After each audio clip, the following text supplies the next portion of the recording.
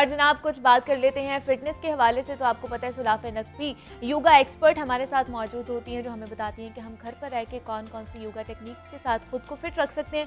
तो आज वो हमें बताने जा रही हैं योगा फॉर किड्स। किड्स के हवाले से हमें समझ नहीं आ रही होती उनको हम किस तरह एक्सरसाइज करवाएं या योगा करवाएं, किस तरह उनको फिट रखें। तो आज सुलाफ़े हमारी जो कन्फ्यूजन है ये दूर करेंगी। तो फिर उन्हीं की तरफ चलते हैं। जी सुलाफ़े बताइए हमें।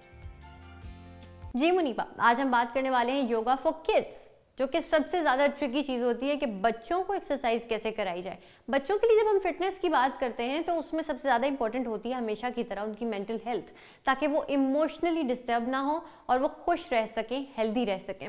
तो जब हम योगा उनको करवाते हैं तो सबसे पहले उनको कहते हैं कि एक एफर्मेशन आपके लिए बहुत ज़्यादा ज़रूरी है। वो क्या होगी? आई एम स्ट्रॉन्ग, यानी कि उनको कहें कि वो स्ट्रॉन्ग हैं।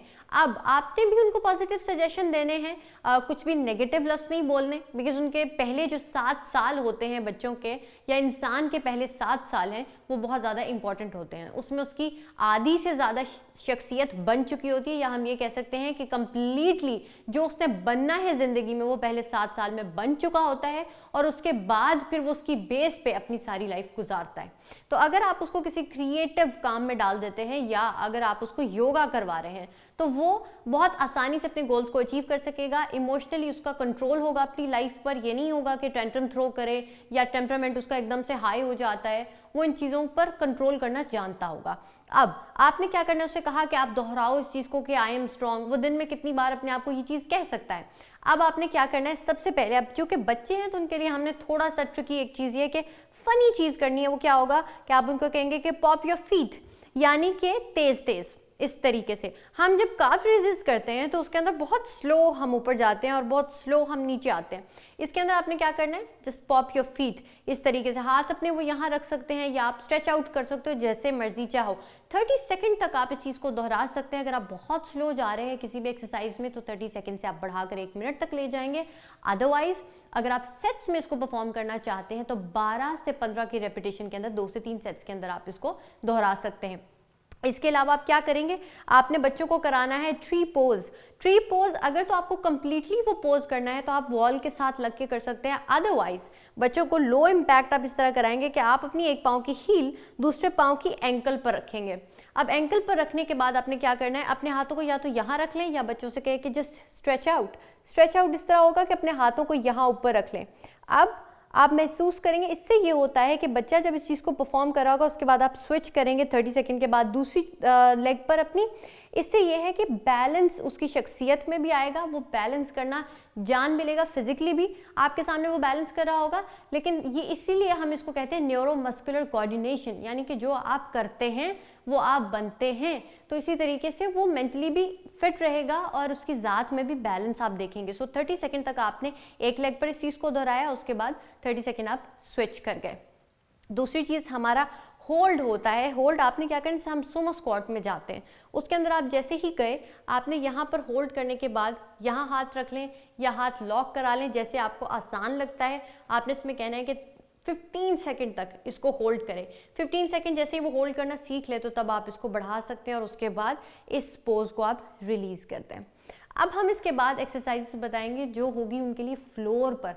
फ्लोर पर आने के बाद आपको क्या करना होगा, अब यहाँ पर आराम से आप उनको बिठाएं, जो कि सबसे ट्रिकी काम होता है बच्चों को, और सुकून से बिठाना। ज़्यादातर बच्चे जो है हमारे बड़े हाइपर एक्टिव होते हैं, लेकिन आपने उनको बिठाया और जिस तरह आप उनको सीटेड सर्कल सिखाएंगे। बहुत सारे लोग इस बात को जानते हैं कि पुराने ज़माने में, इसलिए हम इसको कई दफ़ा कॉफ़ी ग्राइंडर भी कहते हैं, मेरे ज़माने से भी पहले का बाय द वे, लेकिन उसमें एक कॉफ़ी ग्राइंडर होता था जिस तरह से वर्क करता था। आई एम नॉट श्योर मेरे ज़माने से या उससे पहले था, लेकिन कॉफ़ी ग्राइंडर होता था। इसलिए अक्सर लोग जब बच्चों को ये चीज़ सिखा रहे होते हैं तो कहते हैं कि ये कॉफ़ी ग्राइंडर की तरह है। हालांकि कितना अजीब है, उनको क्या पता, लेकिन आपने सीटेड सर्कल उनको सिखाए। अब ये बड़ी एक फ़नी सी उनके लिए चीज़ हो जाती है, या आप कहते हैं कि फ़न वाली चीज़ हो जाती है, जिसको वो इंटरटेन होकर साथ साथ कर रहे होते हैं और इन्जॉय कर रहे होते हैं। क्योंकि बच्चों का किसी भी एक्टिविटी में इंगेज होना सबसे बड़ा मसला है, कैसे करेंगे ये काम आप। तो आपने क्या किया, सीटेड सर्कल उनको कराए। एक साइड पे आप 10 सर्कल्स करा दें और दूसरी साइड पे आपने 10 सर्कल्स करा दिए।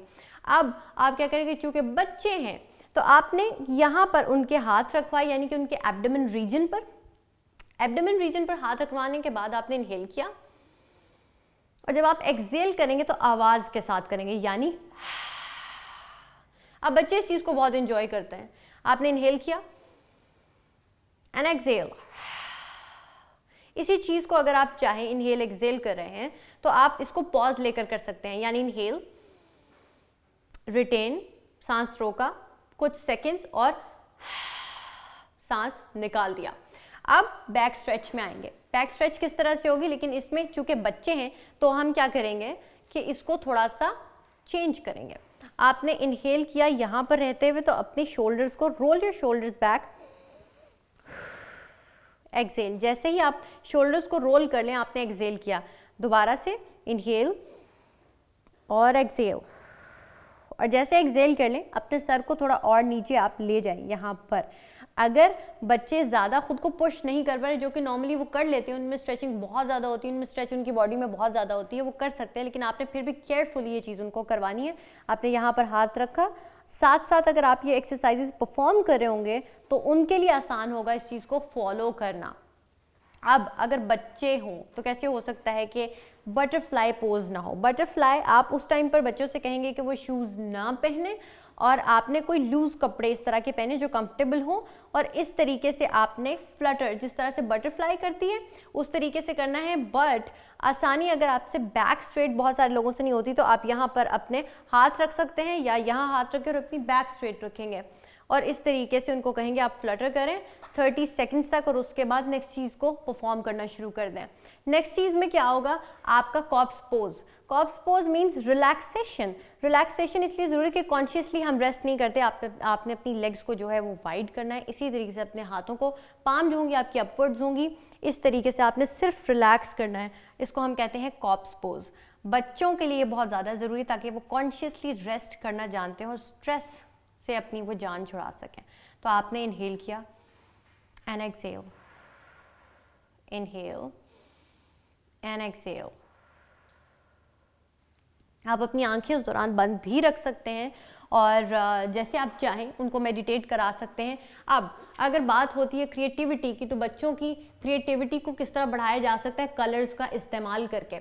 उसमें क्या होगा कि आप उनसे कहेंगे उनका जो फेवरेट कलर है उसको इमेजिन करेंगे इनहेल करते हुए, उस तरह से वो मेडिटेट करेंगे। यानी आपने इनहेल किया जो भी बच्चे का फेवरेट कलर है, एक्सेल किया जो भी कलर उसको लगता है थोड़ा सा अजीब, या आप कह सकते हैं black. Black is not a colour, लेकिन फिर भी ब्लैक हम इसलिए कहते हैं कि स्मोक या कोई भी चीज, उसको आप